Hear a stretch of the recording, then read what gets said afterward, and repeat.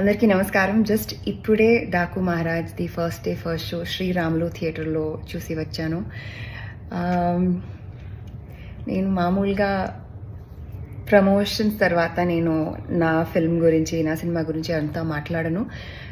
కానీ ఈ సినిమా చూసి నాకు ఎన్నిసార్లు నాకు గూస్ బంప్స్ వచ్చిందని ఐ స్టాప్డ్ కౌంటింగ్. ఎందుకంటే అంత మంచిగా ఉంది, చాలా ఎంజాయ్ చేశాను. నా టీంతో పాటు చూశాను. బాలకృష్ణ గారి ఫ్యాన్స్కి ఒక స్పెషల్ థ్యాంక్స్, అంత మంచి రెస్పాన్స్ ఇచ్చినందుకు. వాళ్ళతో పాటు చూసేదే ఒక వేరే ఎక్స్పీరియన్స్.